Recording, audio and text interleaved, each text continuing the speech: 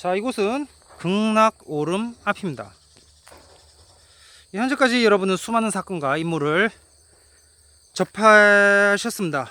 예. 지난 편에선 그 태각 도중에 유전혁이 새는 것도 겪으셨고요. 이제는 김통정과 그를 따르는 남은 이들에 관한 이야기로 좁혀집니다. 이곳은 극락오름 앞입니다.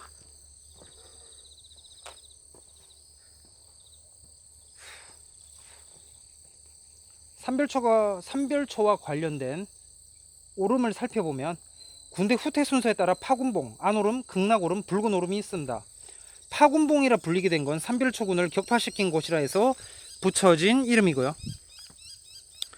원래 이름은 박움지 오름인데 이 오름은 삼별초군의 1차 방어 진지였고 여몽연합군과 치열한 전투를 치렀던 격전지입니다.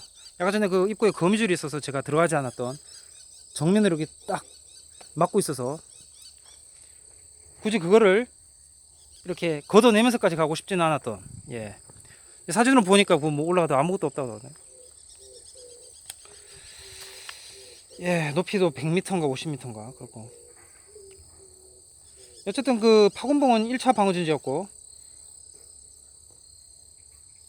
원종 14년인 1173년 여몽연합군이 상륙하자 이 박움지 오름 일대에서 성을 지키기 위한 방어전에 돌입하죠. 함덕포와 군왕포 좌우로 들어온 대규모 관군 협공은 중과 부적이라 여겨 이겨내지 못하고 결국에는 항파두성까지 함락이 됩니다. 이번 시간은 그 일본 제국 정신에 대해 생각해보자. 항몽 친일 극우 일본 제국 정신에 대해서 생각해 보겠습니다. 이곳은 제주 극락오름 앞에 있는 살맞은 돌, 화살 맞은 돌, 살맞은 바위가 되겠습니다.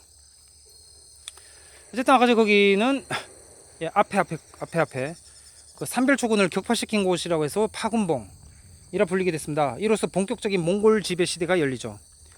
제주 중세사는 몽골과 연관이 많습니다. 이곳은 제주와 몽골과 역사관계를 생각해 볼 수 있는 곳이고요. 박움지 오름은 삼별초가 여몽연합군과 격전을 앞두고 해안에서 황파두성까지 군수 물자를 실어 나르며 걸치고 지나간 곳이 하길이 위치한 아까 전에 박움지 오름. 여기까지 그 파군봉 박움지 오름에는 원령사가 있죠. 예, 불교에서는 성지 순례 길이라고 하네요. 그곳이 보시길이라고. 예, 당시 고려는 불교 국가였죠. 신라는 다종교 국가, 고려는 불교 국가, 조선은 유교 국가. 고려 불교 기원은 백제와도 연관이 있고, 그러니까 고구려 백제 신라 가야 불교, 예, 모든 불교가 고려에서 모여져 합쳐져 완성이 된다는 거. 멀티 콤플렉스 부디즘 국가가 고려라는 거. 고려에는 온갖 불교들이 모였죠. 북인도산, 남인도산, 중국산도 다양하고, 아무튼 온갖 불교들이 이 고려에 모여 있습니다. 당연히 고구려 불교도 있죠. 고려 입장에서 신라 불교는 그중 하나에 불과합니다. 당시 고려가 불교 국가이기 때문에 삼별초군대는 생사기로에서 큰 절을 창건하여 천수천안의 의지에 천수천안의 의지에 가피를 기원했을 것입니다. 지금 이곳은 극락오름 입구인데 극락사 가는 길이죠. 극락사, 극락정토를 떠올리게 하는데 이 극락사 절이 위치한 제주시 애월읍 고성리는 고려시대 때 삼별초를 끌고 온 김통정 장군이 항파도리에 주둔해서 대몽 항쟁을 위해 최후까지 항전한 유서 깊은 곳입니다. 삼별초 용사들이 궁수를 연마하기 위한 훈련터가 위치한 곳이 바로 극락오름 일대입니다.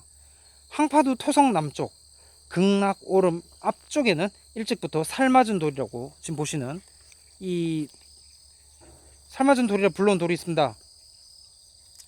삼별초군이 무술을 익히던 돌로 말 그대로 화살 맞은 돌이죠. 1940년경만 해도 삼별초군 화살이 박혀 있었다고 사람들이 말을 하는데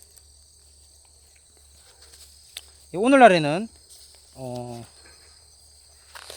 자국만 남아있다고 합니다. 예, 보이시죠? 진짜 화살 촉이 박혀 있었을까? 글쎄, 아무튼 그렇다고 하네요.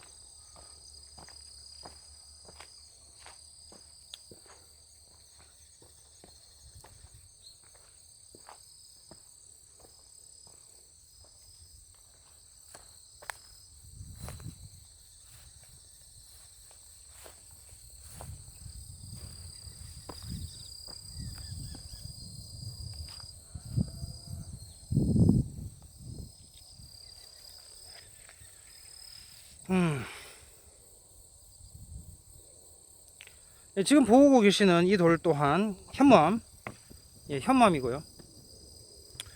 700년 전 흔적입니다. 40년 전까지는 돌에 화살촉이 그대로 박혀 있었다고 합니다. 한국 근대 실제 시작은 박정희 때부터죠. 이전과 이후는 구분해야겠습니다. 현장에 남내문이 세워져 있고 보시다시피 윤곽이 또렷한 흔적을 가까이서 보실 수가 있습니다.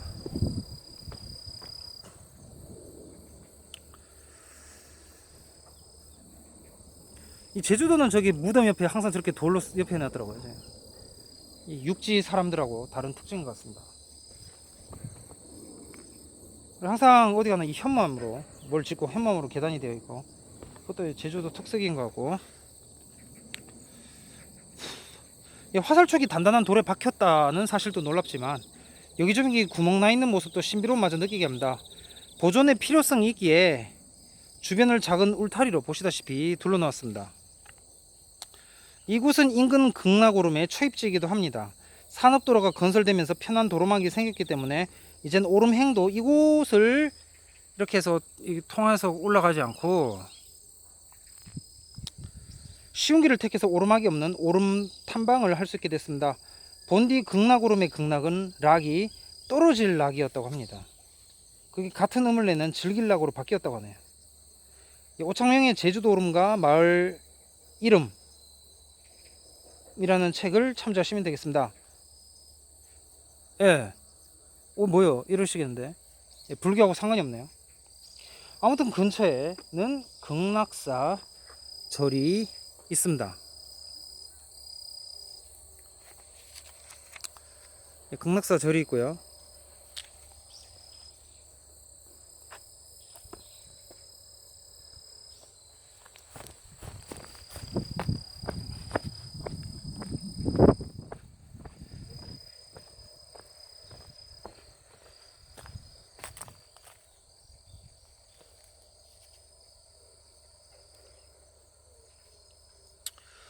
뭐 아쉬운 분은 불자분 가보셔도 되겠네요. 불교하니까 대일본 제국이 생각이 납니다. 펀더멘탈 젠, 원서 제목이 펀더멘탈 젠이었나? 이 번역서 원본, 이게 기억이 안 나는데,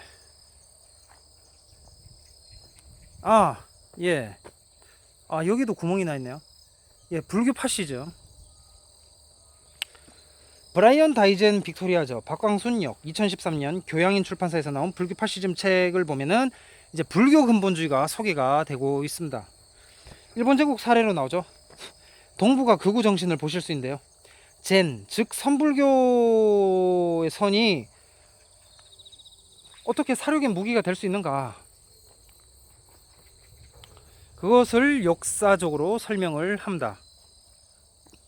일본 제국은 반유대주의죠. 근데 독일 나치보다는 덜했습니다. 그 이유 중 하나가 유대교에 대해서 전혀 지식이 없었다는 게, 모르니까 몰랐던 게 한 이유라고 합니다.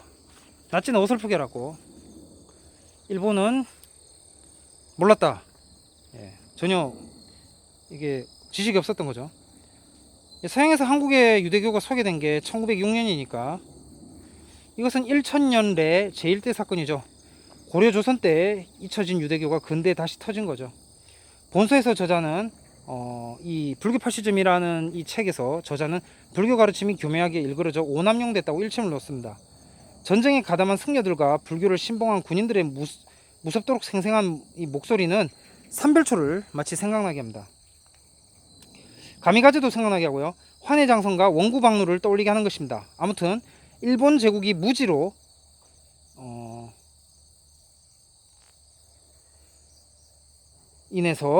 일본 제국이 무지로 인해서 독일보다는 반유대주의가 덜했다고 합니다.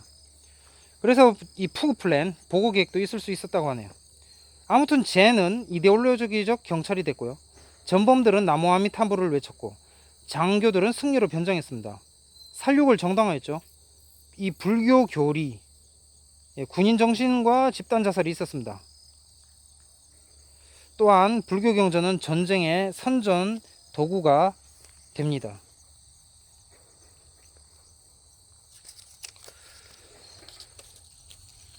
일왕 히로히토는 승려가 될 뻔했고 황도 불교라는 계물이 탄생하게 됩니다. 이 천황을 모시는 황도 불교가 세워진 거죠. 결국 삼별초, 이 삼별초 중에 우별초로 우리는 광신으로 간 일본 불교 비극을 생각해 볼 수 있습니다. 이 불교 파시즘이라는 책으로 젠이 어떻게 살육의 무기가 됐는지를 보실 수 있는데요. 흔히 현대 한국 종교를 기불천이라고 하죠. 신라이즘 기독교, 고려이즘 불교, 조선이즘 천주교로 나눠볼 수 있습니다. 구분해 볼 수 있단 말이고요. 조선의 경우 후기에 천주교가 오죠. 개신교도 어거스틴주의가 장착됩니다. 개신교는 어거스틴주의가 장착되죠.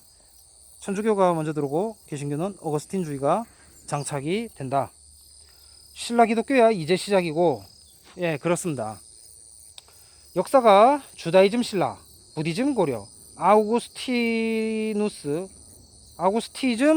티시즘 조선, 예, 아우구스티니아니즘 조선. 뭐 세수로 각 종교를 각국에 넣자면 그렇게 되네요. 예, 다음은 김통정의 최후를 볼 차례입니다. 제천 왕박산 정상에서 느낄 수 있는 기분, 이곳에서 그 기분을 느끼시길 바랍니다.